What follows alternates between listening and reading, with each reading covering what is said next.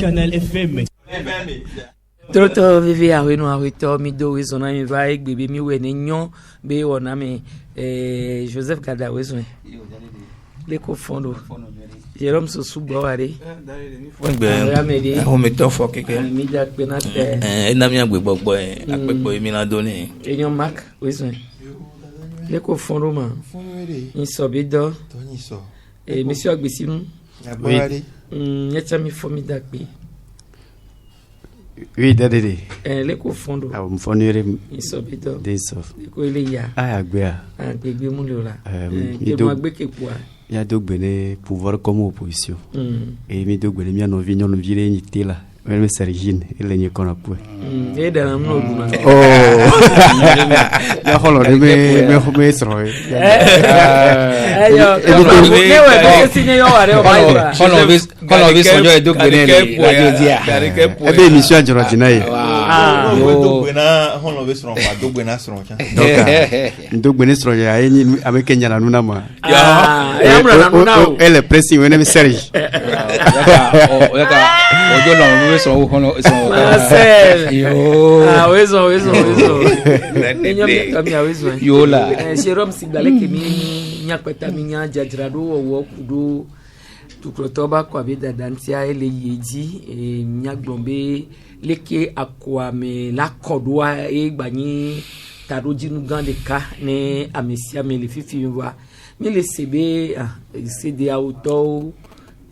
kudo du kompo pobe ha meto di sabamia be duami o vado nya wanti ya lo nya bunti ya ndakpe Togo ya dokimile na kashaga me ni mi jawo election alo akominya kwa ina akwamine ko amido wa no dole ngo me ho kingbo amiri la baso egbeji la ba no do tukara no kaka kingbo la ba we de ami vegan apa vegan chan la ba po video le me agami agbaso ki gami agbaso nkele jo mi wa le se marche me nyan alo gidi me nyan mi wa le so bon peut-être ami do ko fana o va danaje va blena me be la do fafa no me que mi cédé à auto alors Nations Unies to avec que non encore gbogbo le minya yo na be Ibn Chamban amo gashaga me kwa Togo ya pe do na problème la commune me o va na gbesi agbe e o mjana gbagba chambe awo de ne noa peut-être on va pona dudu le me te nchi o jina be ni no ne a commune agbe supo ya no ba ogba wa soka eso aluni so o le ejoame be o la dogoku ame do chambo dogoku président de l'Assemblée nationale dogoku o be dogoku do parti potio c'est comme les acteurs la dogoku enyem nyanya ke chucho gbrono so wo be nyale kankume a ko va vivre ni ko gba ya ba wo concrètement ola wa blâmer ola gba no daje agba no promesse gbegble de o na mo kaka kwa ora gbajo parce que peut-être olo atodo go ko doa problème akikia agba no Togo yo wa no tote po élection o da commune ke pa tukara la jo alo king bola da ko tukara la gbajo inu wa ji pe miano na donc anya on va pepo be ami ko le organiser akore on so do wa de koji no wa we je Togo mian toila tu mian meju ameli ko ndaso cédé à au comile yo na on dit comile yo amon de ko fonctionnaire oni oba c'est que on va dina wa topojo na o mjati wa on de pepe le juyanti o donc ani mian to mi do de mian do ko ja mian ti wo mian ile so mian to mi mtele do mian do ko ji le e so penene amo le va fie o mtele régler problème na mi o ame on wa do dina le do ata na me bo va o la te mo se mian to o ame ke mi kon yo fifiade mi pe o mi senalo mi pe mi pona ga saga me o do di kwa oui dadede ni do di na mo enyi mi ka mo ni do di na mo Marcel Nyandi oui dadede ne so blewulo so mi bo mi to va do lo ame parce que à chaque fois parce qu'ils sont des Africains vont représenter ONU donc ma globe mi to po ni am becteur quoi et nous que mi gloire ameoni no gba ni amevu amenile Oni mi atole ko wona doko ya. Oh non, c'est-à-dire donc be anwe do re. Donc bon, amedro va jemicho. Donc ne pas medro miakpo opetatoa Ibn Chambas. Et non, c'est diaomé travail les commissions c'est diao que miato gan il y a des membres bavana nyoa. Et non, il est président de la commission c'est diao. Voyez toi Ghana toy et que ni Ghana toi no rôliste mais parti mais vai et ni ministre des affaires étrangères. Le fond que va jouer pour son que y a des makwa wa pour lui Michel wawe wa vous ben mon kaka wa biso ben mola nyo va peut-être amoureux projet togolais. Donc le coup il n'est pas quoi d'après 2005 a mi pour fique Ibn Chambas on va clore Togo Todaro wa eva et que 2005 va 2014 peut-être 9 ans après. Donc à Mekounia Togo me loge alors qu'a faut pouvoir et Jonadinao. Donc et que va vivre bien au le globe yola va de Goku société civile parti politique acteur a été tiré au régime en place il va d'autres monsieur Kengono tout peut-être à monsieur me voir on va définir que un feuille de route de la CEDEAO peut-être c'est feuille de route conjointe et la vanille n'est pas feuille de route conjointe moi bah CEDEAO parce que à même veille y va c'est tout voyez les plans que voit et ma forêt de cause le Togo va ya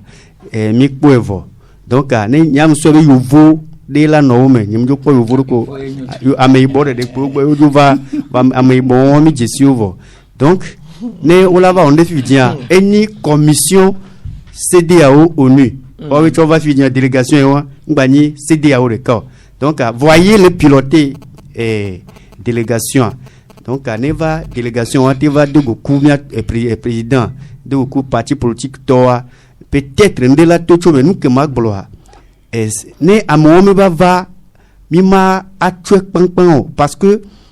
c'est 14 tombe conférence de presse do on est madon kuya au globe yo dimene Togo makola on noa c'est toi on ne va dénommer donc ane on une délégation va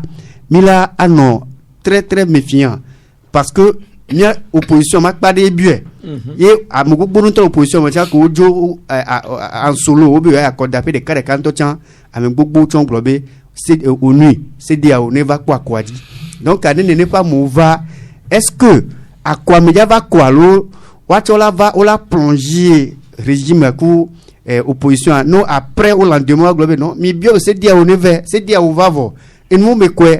nous on pas eni ndeke acteur on la veille ne wa o me préalable ko on a d'habitude les discussions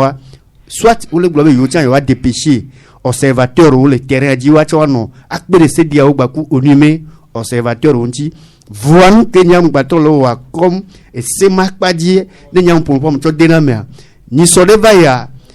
ONU ne ma va ONU délégation ONU a mak pas dire ONU na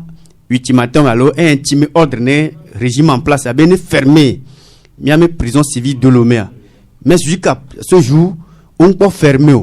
donc à niabe ONU makbadia et le ministre de la fonction publique a globé yo le souverain elle va radio télé dénéné donc avec ONU maté donné yo donc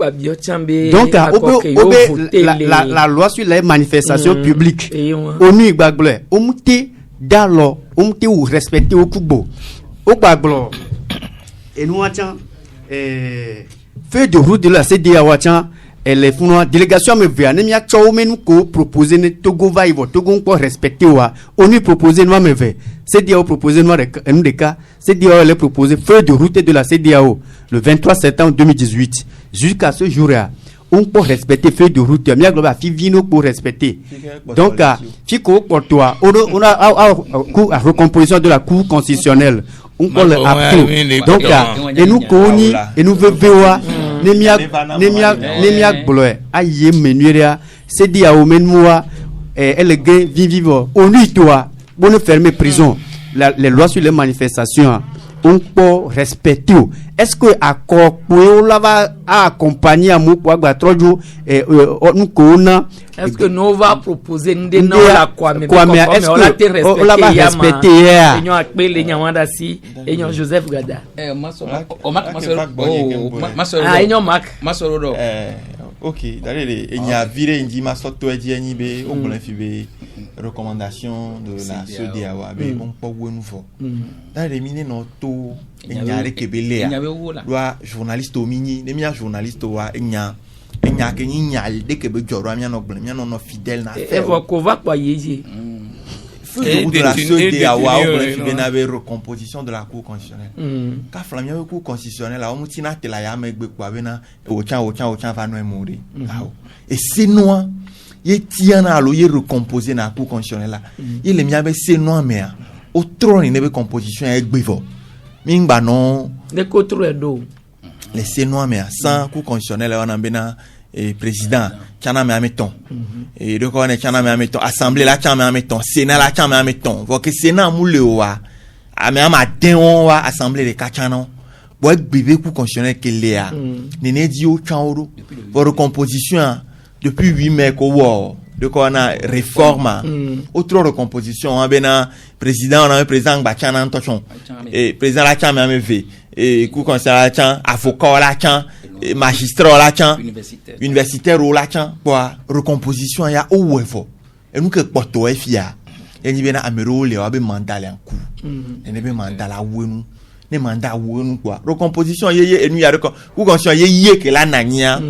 et ya ola aso de que c'est noir le gbea aso to so nji gba mi gba no don kunya wa no wana jume vieux si bebe na do mu wani no do peut-être ane ni mu kale si anyo do de que nous que ye ceux qui a au vieux dans ya so feu ta enye banyale ena que Marcel le blanc bo Marc ba webe nyame ye menale dadede que no so feu de route enya que yo bio so miasia yenye réforme constitutionnelle les réformes constitutionnelles mais yo biobe wa réformer cour constitutionnelle et wan ya mi wo efo egbe fo dale na mero mu di o alo ngba joti na wo chan ni wo fo egbe ya ba ka o no ayo do ni wo de route de la CEDEAO ni ne tonya ndeka et poto le feu de route a dit gouvernement en power et yo semaine passée nous ko patok no do di kaka non so feu de route fi mi aten to me po de kaka de kaye poto yo semaine passée de la diaspora il faut de la diaspora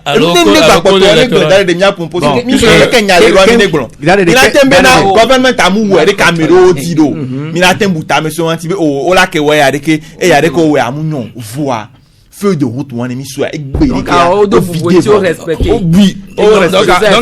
on ko le cours même via et mak nyanyim dato emi chana mazon jose de ka ne mal gbono be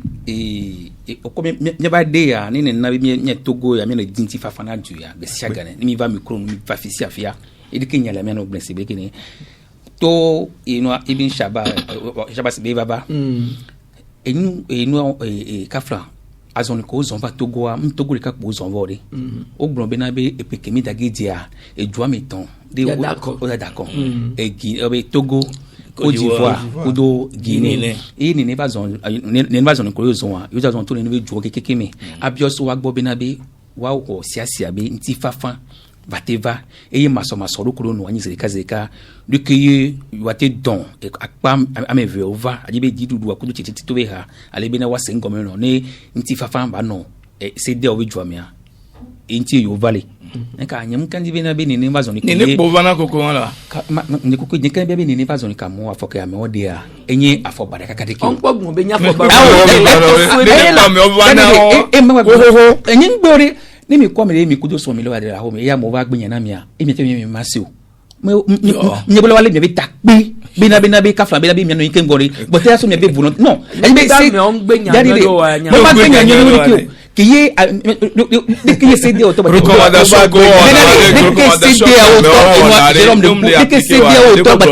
na mille Togo fiero ami on va en 2018 ko va au recommandation na mi so fait de route na mi et fait de route on kan flam nyebe wo we ba inventer miam to miawe di nti mi dia nti ye pouvoir ko do mi odia yo ngole ko ma me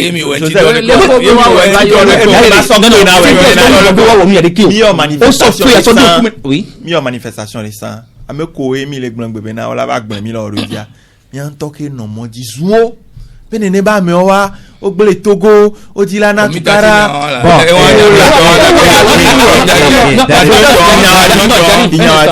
nakade min gbere gbofia benabe kafla zaria mak gbere c'est vrai amola gbon bi obenabe réforme ko va ya be do tuve nu ba moniko est-ce que igbemi ami o réforme le Togo est-ce que igbemi ade les faits de route mais au bout élection locale mi élection locale mi là mi ouais est-ce que les reconnaissances mais au bout moi no vote de diaspora o we alo mu egbe ele di e ko to ku constitutionnel be nyake mak gbon fifi je igbemi ku constitutionnel enu su gbon maso do le ki igbemi te gbo benabe bon peut-être ya te na be recomposition la ti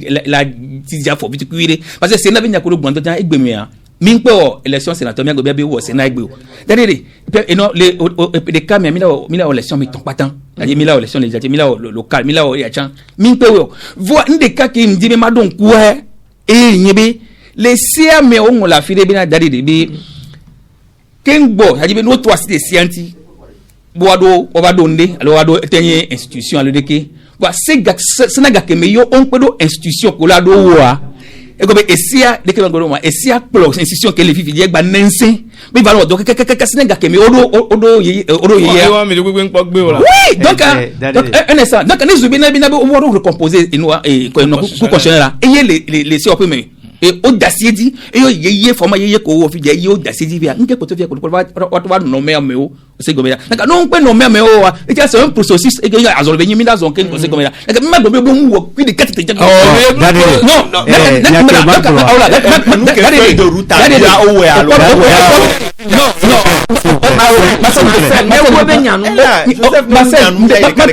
même to ne navio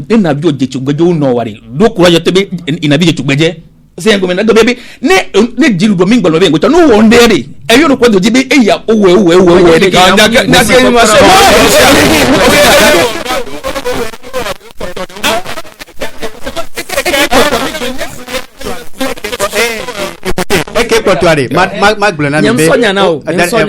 Jérôme. Bon, de toute façon, oui. Et le Coglonan. De toute façon, Joseph Mouta a trouvé solutionné Nyaki Patayo Okuma. Il a trouvé solutionné. Et Marc Ligblobe ou format le feu a dit. Mais dans l'application, on power. Et Joseph Ligblobe. Mais l'application est mis le blanc. Il y a des ouais, c'est processus. Format, c'est et que poto là ouais dans l'application et ni réel et ni que ya beto la police la police effectivement comme pas ouais gam comme pas on gbe ouais ye mi ami gbe on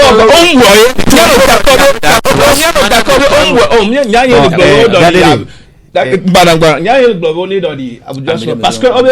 Duplora et droit à l'odon c'est là que nommé à même fait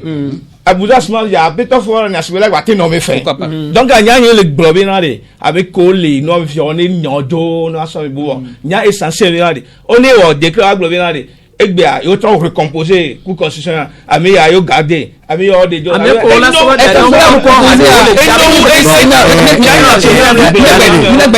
élection sénatoriale s'il vous plaît les nyakemi le blo to couder respect de la feuille de route de la CEDEAO et c'est ton yam les placer et mounou la fille de tiens vidéo endoliade moi je me va fier si bébé c'est non les côtés les semakadia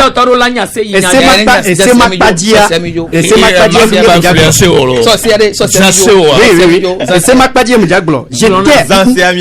mon CEDEAO que dialogue kakava wunu amle yetemi no anyolo nko ka wunu Joseph menare no le me va péter la me ben godo me va me me apéter funu wa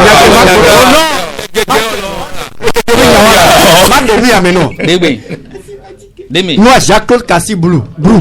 les globés les deux acteurs se sont félicités oui Anodou nyamjema et français me didiro Anodou a odo ensemble nation respecté feu de route de la CEDEAO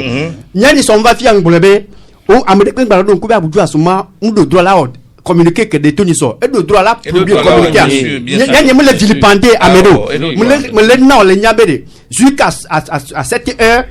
usage de faux preuve de contraire cour constitutionnelle là cour constitutionnelle mais tato ba fait même ti mo chonya be on podu on peut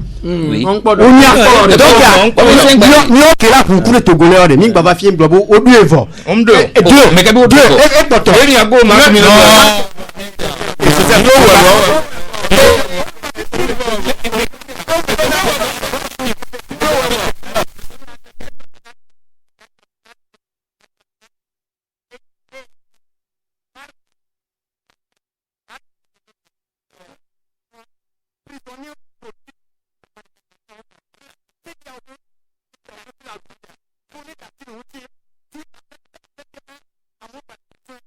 Amon les prisons les manifestations publiques on les certifie les manifestations même prison politique en quoi est-ce mais c'est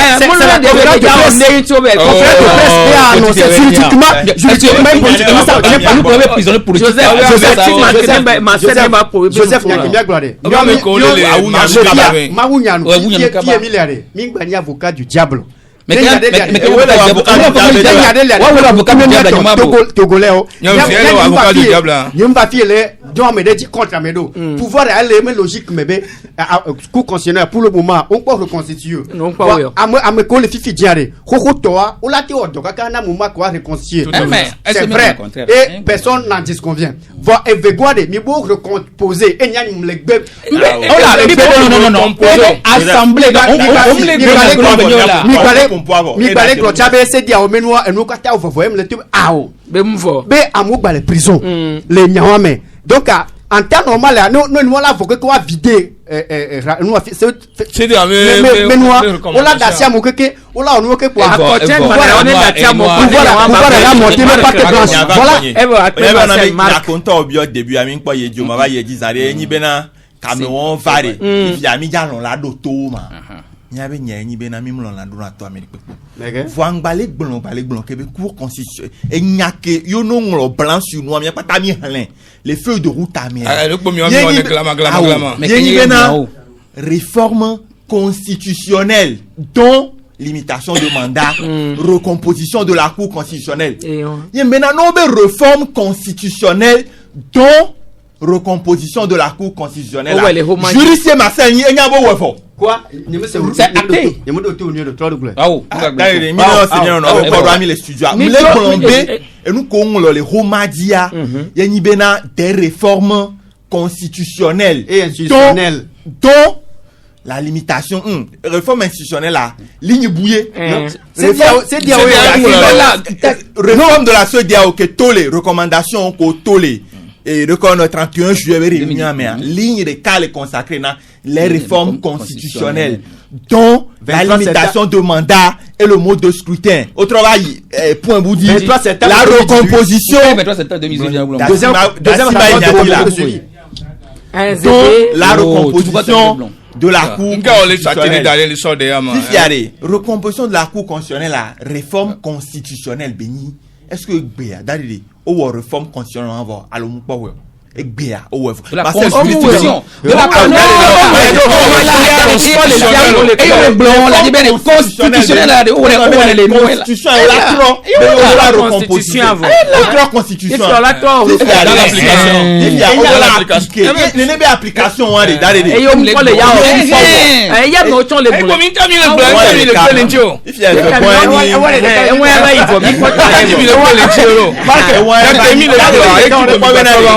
politique tawari on va no sort du milieu so no do piège mais on no le aroko do piège mais vraiment non kesi aroko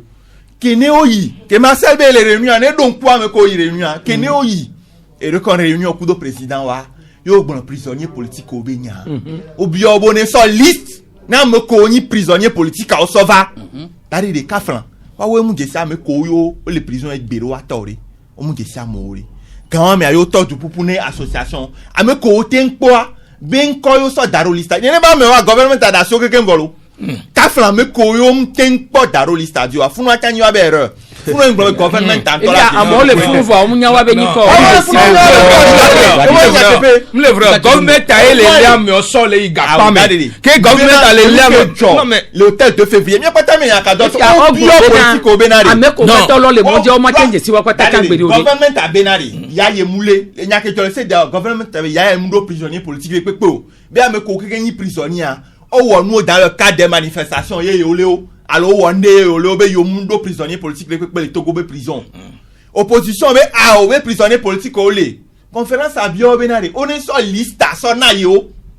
liste ko wa ye di amero ko da signi so amero ko gracier récemment ko to ole nya te pe nya be opposition o mu nya me ko kekem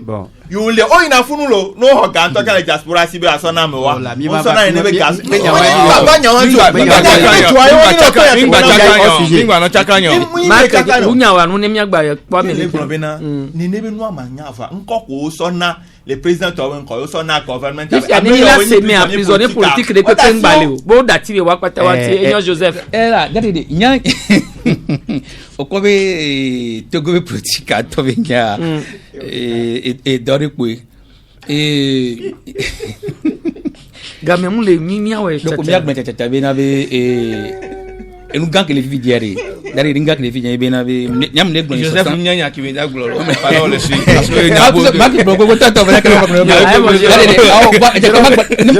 ni ma so diare pe be na be dialogue be nya ki me gbon fi diere dari nyam di parce que fi encore be Togo via presque chaque ni me gbe da kon po a na ka dialogue avana nya ni so le gbon fi do be jidu ro to jora o sere fi an tokom no la gbe da kon po a na ka on l'a programmé dialogue à Kakenbo parce que sur 2007, 2010, 2013, 2015, quelqu'un va coller 2018 et kudo ribea. Ni me gbe dakon po naka dialogue be nya eva na po. Ene maso na nyi la we de be mi ja o ndia e bi la na nyi be yo akorele ko la no duro yo we ne kadangba bo. Nya ngbe be na be no parce que enya le ko la we mi la fa do. Enya chambe Togo vio mi no enya pompo. Zania me gbe fi be na be. Ya no pono de enya ke to le nu po me be wa so do o me ni fa fa baba. Amesia me do la wodi. Amesia me do la wodi. Me exécuter na no ko be na me recommandation me exécuter no. Ko se ni passé. Ko bo se ni passé. Jérôme Tati nyawa pas pêcher les faire ko gbe tutu ba pêcher ke yo bo se ni passé mais ko gbe be ma go se ni o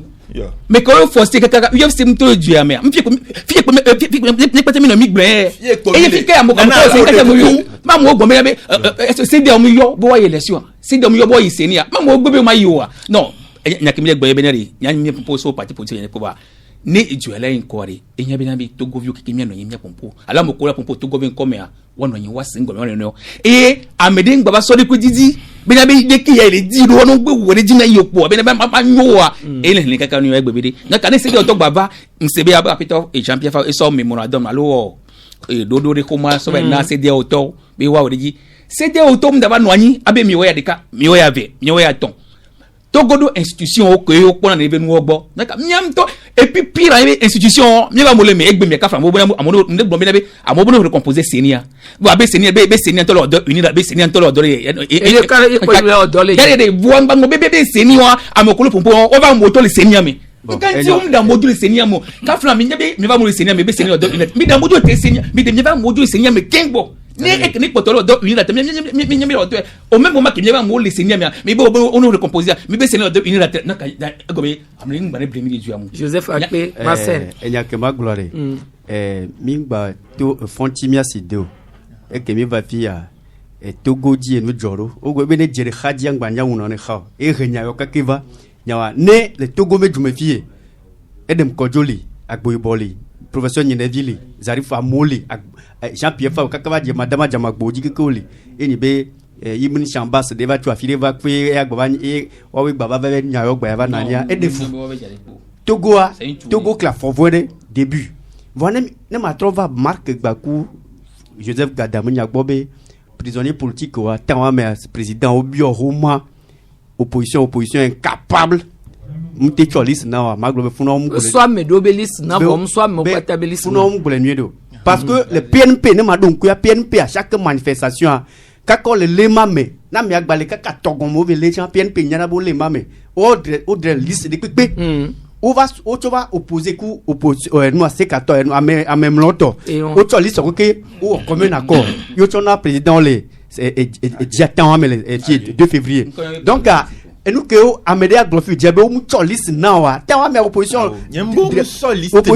na liste ko sona o munyaw be o ma mun to cha le amodo amo le kafra ya no video le o legbe voilà amere ko mu wa be nkoro ho wa de pe so na fi ha lendo mere be réforme constitutionnelle voilà et nous que mi le yobe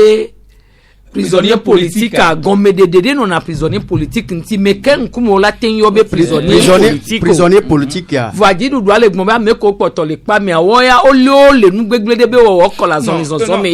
ne ma cho wunya no yo so e se que les produits so le dontona o be muni be yo le odo politique be enyanti balo de keto les filles que milere amoko poto refunu ye madon quoi C14 donc C14 ya no gban amwa no jua amodo critiquer C14 que le ben kantio yi président de la république agbo be dogo kube ne dasi amoko le funu egbe ma président na gbebe yo la we président na gbe garde des sceaux ministère de la justice puisque ko kubia gbe tome bere ne wo doku C14 donc quand désigné maître à pivot yo to je doit dire dasi am me vetonner quoi et noa PNP va marcher dès le 13 avril. 13 avril, même marche, il va compliquer et doit. Ça fait que, moment où, nous va trop jornement, à M. Améléjo, Nathaniel, ou le Piadio, à mot critiquer, ou non, vu qu'on président, c'est comme si président, et ni Aboussam, ou de Kuma Gogo, no Gogo font quoi, ou nous vont. Ça fait que, et nous, ti holo. Ne président Nagbe, et na, et me fait verbe, ou non, donc, garde so. Ne wano dans ça mais au cas par cas au mativa globe mo muni détenu politique ore c'est 14 on me veut défendre droit commun ore amoko qui conclut le pas Marcel Akpe et Jérôme les bien que mi ade est-ce que ameko le titi du nyagbon ho me a opoto do list de o ko yin wa ba me o yo poto le fun la kan loji la de odogo la publier ba me o le ka me o le ki ayo ba me o nyo le fun oui o gbo be na Garcia Gamé mi sene be yo ma me poto le ipa me on est à mo be ni koto on est des listes nya nye kafla la bio on est sur liste stop parce que nya donanku Garcia Gamé PMP to récitation pour minye on a Garcia Gamé récitation et puis nya autant au publier na plateforme liste les plateformes dit et nya autant pratiquement chaque samedi on la PNP m'a m'aider ni gars qui vont leur bobo hebdomadaire ameko on y parti alors leader politique et on est militant non azon lio mais moi ton go glon les Garcia Gamé na de yo ma mo potole pa me ni se be na be government et nyanyo de be ami on les glon ni puisque les globaux ni sur liste va et la bien liste abo on est sonai wa nyanyi matenya vibe o sur liste sona et government mo de jo allo government me le dibe akpo mi liste to yan wa nyan ke le me be ni se be na be o so et non na cédé au vana va pénal miantia nous avait exécuté recommandation à autonomie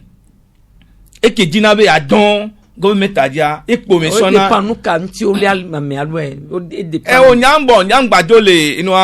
prisonnier me nyadio parce que nous que le vévédé le mianbe o le Garcia Gamé gouvernement alisi Garcia Gamé gouvernement atanya o le lamo Garcia Gamé et donc avec la volonté OK o bi oni tatia me ontia o le tati e le vrai nyako gla nkenchi o leodo o be gba no o tozo amede me no e wa mi ate de to le me fan mais amo les hommes parce que les nous me souvent amedo ni na innocent amedo wa na leke pa o le no o le ju wa ko go le o do na ho me puna mo ko to e kika désordre veni mais nkenya poto le gba be e togwa mia keke mia to c'est que Togo le yingbo domeleka me le don government adio me le don du medio me le don parti politique me le don amile coupe todio egbe mi ani Togo les gens mi dado novembre 2000 kaka mi to 10 ntoya diwo ce qui veut dire na mois prochain via mi be epeda na yi va di sale lomé alors fond pour na be est-ce que activité de l'Omeo la globina de et pédi fin d'année les doigts déjà avec quoi 3-4 mois année et pédi la doigt mieux quoi que l'Omeo na et donc il y a quelqu'un me le donne donc les situations politiques les dé a me débat mi a wede de benade awo niacha eya enyo eya nyo ekela gbe profiter ne ejua kinke kwa mi gba no gbo be okebe mi o mi le ji mi ana sipeji kloro koko so yi etia be bon eya ko gbo abe mi azia moto ji alo mi awole ka ni mi le wo ni a mi la no no asipeji wa mi ma te no kla sipe o yanya autant que mi le gbo abe ko la sipe depuis très longtemps après ça fo nya sipe la sipe ka ko le gba mte le pleurer egule nton ni so ale de février abe e fait poto il egule ouais avec une puissance et goulé nganya ke tutu ya goulé parce que elle do gava ya so ore ke ne do amaiko elle do gava be ya ore ke ni do aniko amole hadame amole e to mi minute ole lu epo ole fi tu yare va glo yare do po do la da pan to go yobe fait potu et so gbe ma take produit Robert to fo ya si ma gba take produit c'est tout et Joseph et ANCB so o meeting de ko sile mi do npe a donc obe yo ba ya to e gbololo nti fafa toji le ko opportunity o kuma ma to va Jérôme Benyaji viré Jérôme Benyaji Jérôme toucher économie Benyaji non o po benade e juri pepe alwa go be e gafi ke galère mdina nyam de pe e kiti ngbo be zimi yakpata ya jiri juami sotogovi pote kaka ba ko no am sisi tu we be be ngom sisi do raba e mi be acteur politique mi inya adon ko be nyiso ke ju plan to no nya gbren be e la ko be na be no gbe da kon po be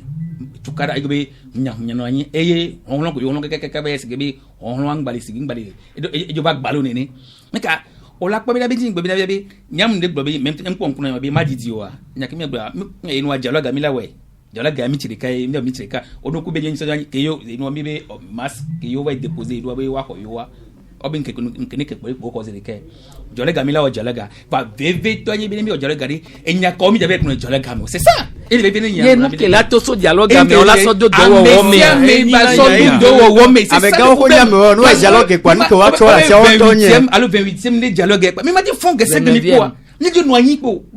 nya su wo me ne ko le plojo ne do fulo la do exécuter no le gbonyo be amba me ko no plojo o la do fulo ke tutu para engbo me de zani ya engbo ni mi o ki site no wari même du temps ti o to do be pas de responsabilité mais là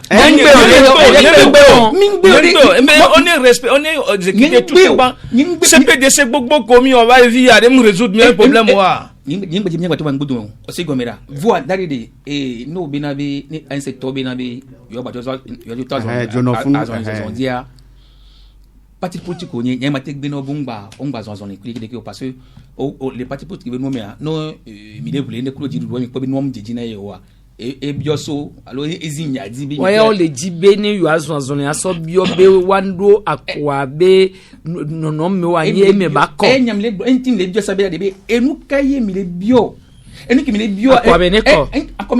akomeneko mnyiti tekpo china tekpo be akomeneko zika kwa wa azonzon ba akomeneko ri sabe be na akomeneko be eso kaka so même to chaso big munya so be kaka so kaka recensement malo nuo me kaka ba ko regbe egbe keye anse to le bio be na de be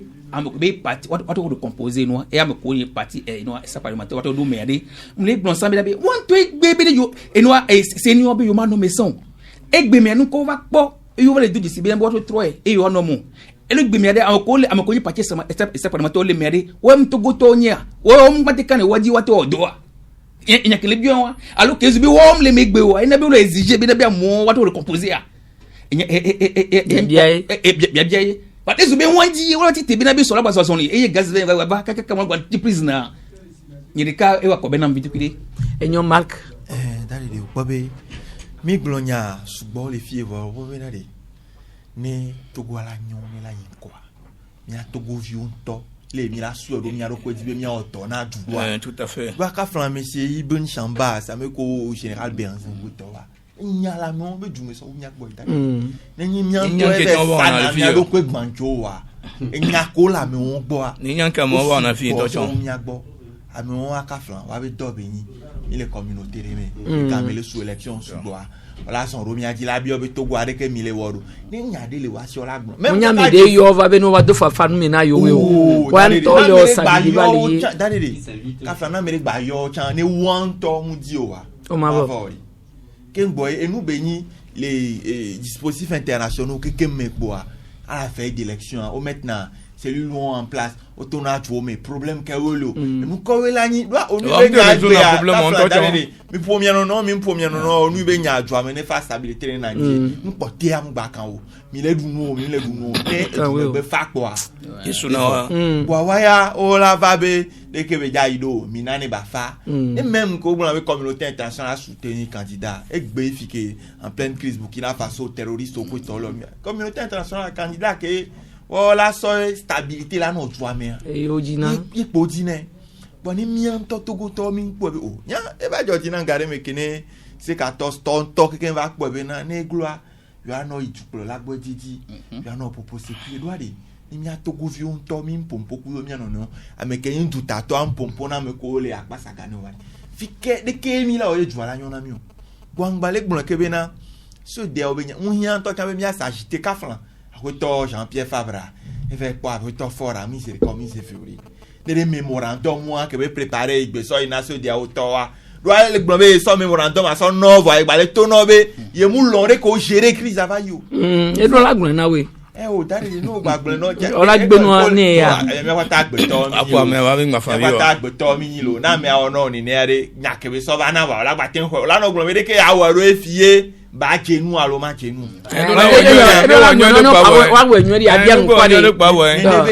ni do ke so po ame o so we po na do agare mu yin mia obi ona gbe nto chanke ngbe po na amegan ri no ya amegan gbo po a enya ko ni le a ola de ni be nya amegan wa na Nigeria amegan wa na de wa Nigeria na de mi akwata mi don kule fie o seni patale seni a o composer seni voler fie wa ko be po amegan o no TPV ko be na ogbon na do ogbon na TPV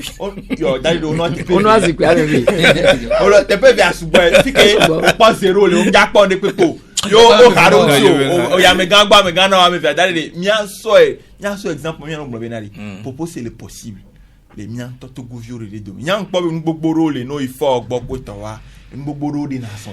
to ani o la woni ni ba zon le la na ba ko ke mi la wa le la nya ko do aka flan mere du ju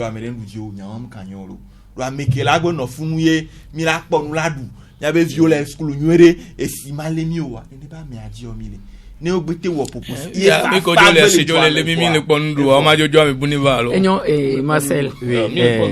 enyo ke Marc Gloire cham mi ma twa ikojomo nous que Marc Gloire ça ikojomo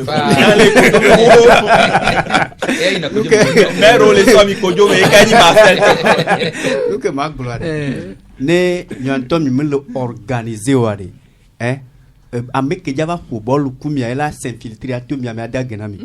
opposition ya ke e renya ke derrière opposition a non le 12 ans derrière o la kaka o la quoi dire délégation ya ke va délégation ke meta politura Dakar délégation meta ke nous les ibni chambas les filles bien ku beyanzea o ja quoi dire o ya technique o la de goku amoko déclarer be accord d'après ou là what de Goku individuellement pour les diviser encore plus what de Goku nene voyez nous jouons ensemble oh là il y a que les opposition elle a pas pénétré la diviser mieux ne mi nous jouons ensemble normalement what là what meta atoni America be délégation ya no kwa me po que et what on me plateforme que odi wazon a nko odi be wa chon na ware yo la chon na se dia o me gba ku orima mo vo akpo vidien ne Kofi Glo a comme la Glo be Kofi e ke be le ji e Glo no American be le Glo be a o mo ya le di fichier nto cha me ne ko o la sinya wa be ye le di be for ngba akoda po 4 mandat me de ya nya wa e ko ni eto donc ane le nenia amewa o cha la chaka lo me do me o le se me donc ane o ji akpa wala ji ne jeunesse ane se obe ya o marche allo yo bololoa c'est constitution de gloire ye bono bololo fa voix nous que mi abio bololoa me mi gba ko ejisugo ne mi adokpo hoho parce que ne mi globe amiane josireka gepa de fonya singbe alors que si atone bene no asipiaji kengbon c'est que mi afufu achadamu gle va o mtiva jola asipiajo donc ne mi abio nde mi anya be ke mi atehwa e mi abio mi la tenhwa e mi abio baku seni me nya ke mi le gloire nyam no fie ni songle no be je nyem dona medio et c'est que c'est gloire mto c'est article 19 code électorale bede ne seni amo un an on m'a renouvelé et que on fait de route de la CEDEAO le 23 septembre 2018 ya et acteur kokolon yo na au 5-5 ya amo o kado o to de quand les coalitions c'est 14 mois mais o ko c'est o ko amene vomino du hade ka ko amene no vio de ka ko va pono donc e poto société civile doit ameton elle va donner amoro be yo mate no du kaka a onu gbogbo wa kwa 5 ya o ko ko amene le me donc egbe seni ava le nenevo o gba va le globe on gba seni a nyele c'est ma pa di angle sobe ça ne tient pas mais le possible donc nous possible nous on doit possible il y a encore la trouble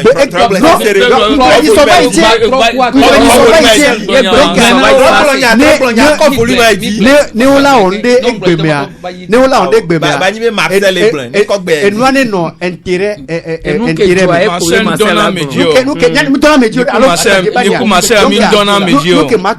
enibe ne mi ve holokaka mi ve hondea mudo nkunde Joseph mudo nkunde be ke wan de UFC to wa jule senia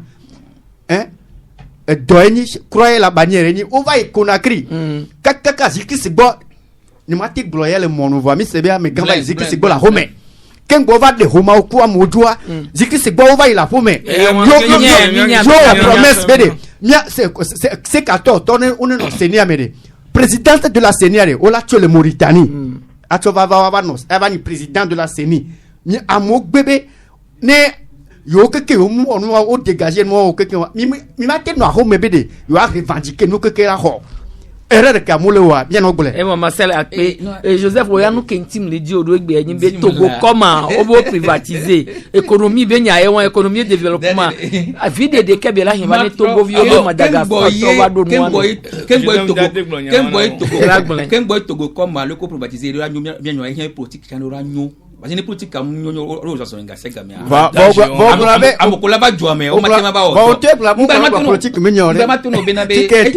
benabe o va nyaredi de division dans et noa opposition de division et na benabe nyam inglo sambia les sièges dans les division to nyale abe 2021 ba iba ho mais no 2025 betame parce que ngba benabe ayin no bi dare quoi oh non même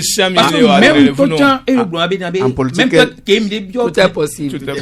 le terrain va rien n'est acquis à l'avance sans souci mi le jomi boy akuna matata sans souci même to chani zubenabe ngba sambia be que c'est 14 venyan amba do kamera be rola ngobe moya kaba parce que mnyebe objectif wa c'est élection c'est 14 venyan nyan ke bien be roli ka venya kulu c'est 14 venyan nyan to de ngobe nu wonto ni erreur veni parce que kemide élection présidentielle ni mi lo mi nyebe be ameko da panko ba me o seno ni mi le droit dadede mais to programme commun de les sites nous même temps dial ko yo to o yo dial ko gouvernement to tian de kemide dial garo est-ce que gouvernement là-bas awa o jakuto ANC ne jovoa là-bas ko c'est 14 no jovoa là-bas de parce que no yi joa de miawo da va pas m'aider amese me so eve to ba vo na kale ko la o mo ni mi ya no yi tabla janga be bon OK c'est 14 mi ebe proposition de kayo il me merci allo et no ANC mi ko me nyanta sia donc ni programme ali joa de darede e no nyona parce que au même moment ka mo le yo bi na be communauté internationale ma pe Joseph tati nyana glo Togo comme nyana ni ava nyaji la au même moment ki ya mo le téléphone o kemi lo aika Madagascar be communauté internationale ma pe yo nti ni no ba nyoa abojo ngo be communauté internationale be yom hien be du 20 kan ro donc la communauté internationale to se saisir vo vavo ya nya da to no wa odoko de ba wa enya kele ba to so me ami le note ko e ja Togo comme on Togo comme privatiser le bradé egbe ya kafra maglo be na be no privatiser Togo comme egbe ya nye ndi kene onkuna lola onkuna Togo vio parce que bien PDK va hier Togo va assemblée Togo va assemblée diru duanto ko masonne be ba do gari be na be Togo comme be na be kude yan kudo ngbu ko ba na di kudo no mon popo ngbali yo sibe kudo keke egale be go be adande mo kunu ga ngbali yo siba to so yo ga ba so do ni ba joa me be yo ba joa ajoa yo da hu e gadi mo na mo ne amoko si galea wa gemi e yo so ko maso assemblée nationale et assemblée nationale le 18 novembre passé et d'assiedi assemblée ouais nous dit pour dire merci de 2018 amo s'abstenir à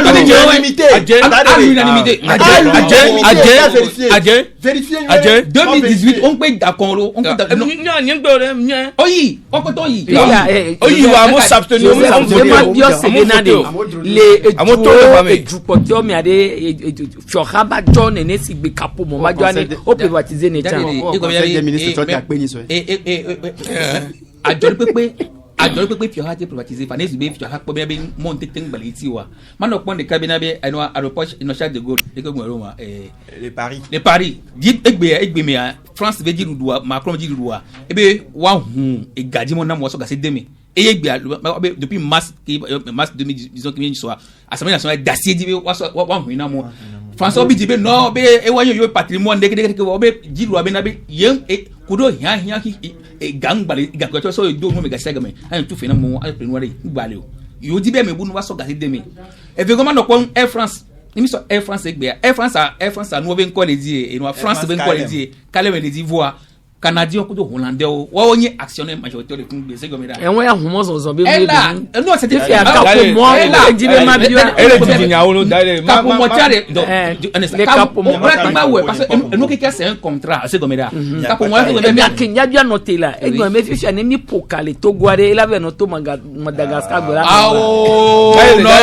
ele di nya e wade amoba no te wade nu me na ba mo le bonne ele di nya wo nu e wade e wa kamolo go de be no le ke mali ko wa vivi do nti be ye ame ko wa ho e no fi jeri Madagascar alo yo so voilà on no vi abena be Africa be to kwemi tukin lo bo voix e ko be wa actionnaire ame onyo le majoritaire lo nyangbe ola voix on me ola ko satellite ba dare Madagascar et mi be pour ka ko la to Madagascar ba na me ko fini ke c'est comme no la ba no mi non voix ola to dori e nu ola do asi nu o ti so ya mi be gare la gba no ko eji so wa le ke mi pour no awo ti ko be des contrats américains flam mi ba pe nya o be contrat mi po de ke contrat le do communiqué de presse ko so ra mi ni voix no son ku po mi dia la ko e nu do de mi di parce que ni de mi di wa yi do ma yi tati be o na mi Marc Dalide ko bena privatisation de nous qui du mo ne wa garomea e do anyanga alors il y a technologie doit quoi télécom be nous ga sia ga ma nous le trop vous est-ce que mi avait ingénieur ou mi avait toi et préparer technicité en derrière et ga mon préparer mi laisser 4G alors 5G be nya voir 3G en toi en pas de non seulement technicité on mi préparer au voir mi mu do ga kan la expertise et nya bena wa privatiser et tout mais nous que nous na ni patrimoine national wa o privatiser na national et du me vio Togo be problème ni bena mim do championnat mim do Togo tori pe gbe ko bena no be nu joro Togo di alo Togo la privatiser be société a do mto za sigame wa na na le fun la privatiser o la do mi o la national mi papa voir egbe fia mim do actionnaire ni la que jotina mdoa télécommunication domaine de souveraineté béni là que jotina bena nationaux ne quoi ba ni bena état privatisé peuple est-ce que proposer les nationaux non c'est pas la bena nationaux la hoyari o la ponto chambena nationaux ni ne we non na classement forme même égal et bena ameke les deux il y a ba jog gbogbo ko privatiser are le nyon le don doa dia yo ba poto le nyon dia banko de comme privatiser to mi to nya de pena mi arokuru ne so service client balo nyen ko le blon ka jo fonctionner no il banque ko ni Togo to me egbe ya kudo banque ko ni Togo to yeni poste BTCI UTB no do wa me accueil kudo ko hona me e to vona no do e ko banque alo do ora banque BTD privatisé akpobena miabe Togo benu o ko mi wona yekpo no na ora be wanti do dom no to e sitebe ya po lo plonji ne fio ane ko le fio ha do na coordination ma so pe communication ma so pe Togo Telecom be nya yin be na on privatiser na nationaux voix nous que les bena amewa que hiriji que ne ple société anya que on kuna me bena société qui do chiffre d'affaires 2018 120 milliards on matin soit 10 000 francs CFA be holding so pleu et là ni montage financier pépé voir montage financier on double et puis nous vegbon que balé veria Togo Telecom a mis privatisé voir ne non privatisé à quoi concurrence qu'elle a na bena elle a don du me vieux en termes de prix collègue là ko privatisation quoi regarde concurrence kudo a me quoi on l'a privatisé fifia et ton bon que ni le verre Togo do la wo yemi npo le wo ari dadede eni mi do la promouvoir mi champion national là et tout Messi bébé Nigeria ri ne Dangote le gbe va le gars créer industrie et on voit Ghana Nigeria et nous mi a te globe et nous nyue mais nous y venir les capopo qui me ole wa nyang globe d'awe nemi so Togo Togo sel balo mais en kemi dona si le Togo ni baji si bébé Togo sel ga ko na Togo sel ga ko de na tona Togo sel me comment be tomber les ko glona ma mais sponsor communal et nous mais ni Togo me ga no o gérer et ga mi besoin binare la société c'est là mais non je suis pas d'accord mi pas dit la dit que on va d'accord nous on va privatiser c'est pas parce que mi wena yo e gba unyamala mi gba wena yo e fa unyamala mi wena nyo mi la no to vive awe no awe to mi da kwene mi no kudo mi le gbe mi wena nyo be wona me Teresa de masonya hun le de mi seto mi ga kiki sosa ono modando piagba kudo jero da kutaba mi wena yo